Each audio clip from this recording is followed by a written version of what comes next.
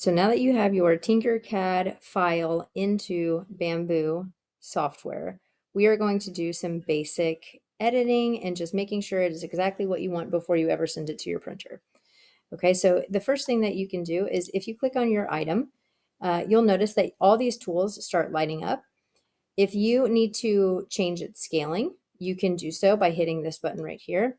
This is going to allow you to adjust the dimensions, but if you notice, it's doing it proportionately or to uniform scale.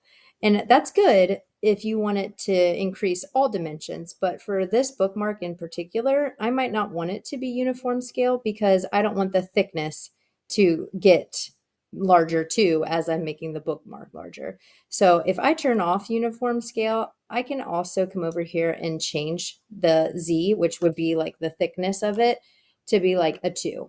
And you really don't want a bookmark to be much thicker than a 2.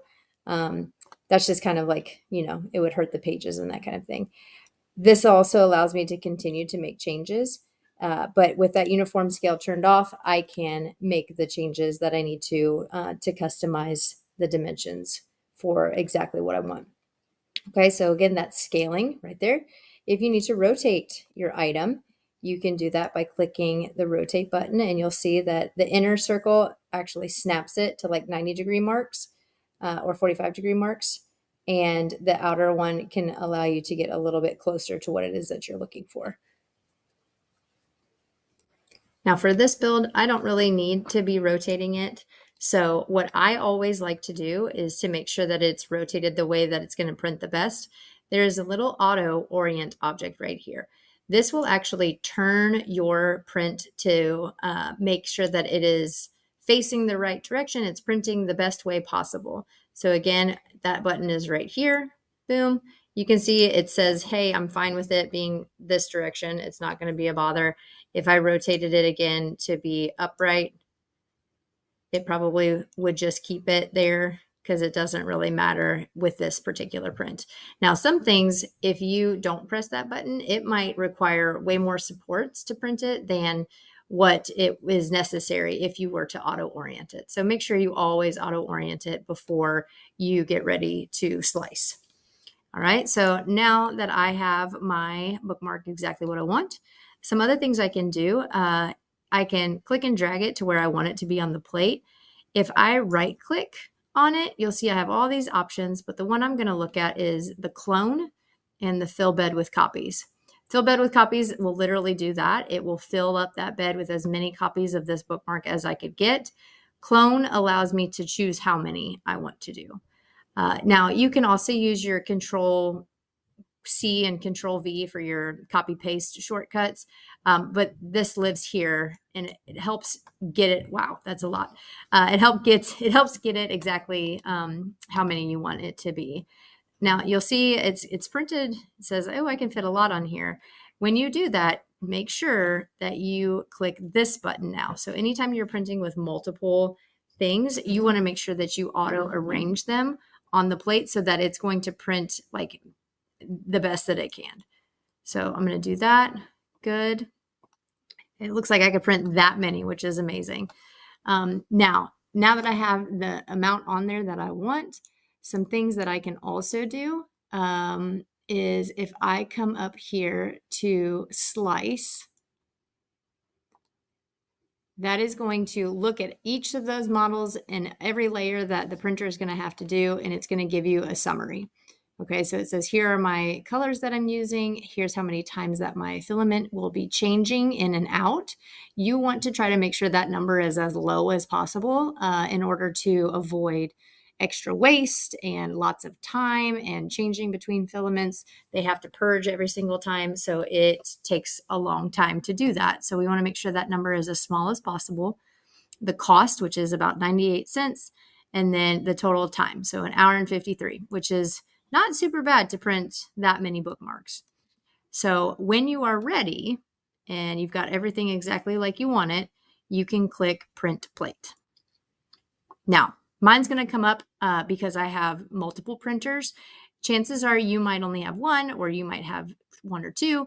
It will say the name of your printer right here, and then it will tell you, okay, you told me that I needed white and red, but you currently only have white and pink loaded. Is that okay? If you would rather change it, you could be like, oh, that printer actually only has yellow. I want yellow and white. Okay, so it does give you a chance to choose the colors that are loaded. Do know that if you don't have the right color loaded and you want red for this example, you would have to go back and load it and then update your device, which we show you in another video, to make sure that it's exactly what you want.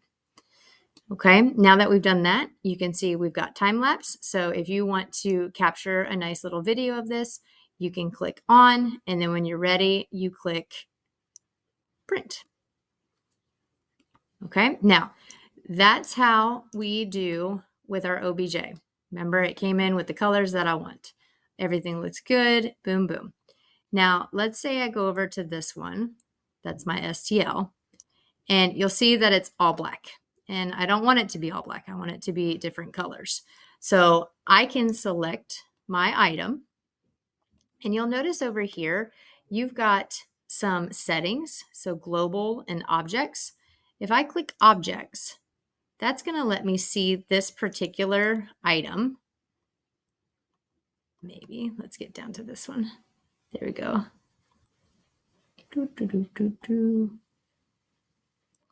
Let's search for plate 2. Amelia's bookmark. There we go. So I can see that it has it set to be just filament 1 by default, because that's what happens when you put it in as an STL. If I click that number 1, I can change it now to be all white, which is a nice, easy way to make sure it matches the color that you want. Now we still have the problem though of not having the red. So remember how I said, try to do all your editing in Tinkercad first. This is a way that you can edit in Bambu. It just takes a while. So now that I have my object mostly white, it's exactly what I want, I need to start adding my red. Another tool that's located up here is the paint bucket. Okay, so you can see color painting. When I do that, I have the ability now to choose what other filament colors I want to paint on my bookmark. And you have some different tools here as well. The ones that we typically use are fill.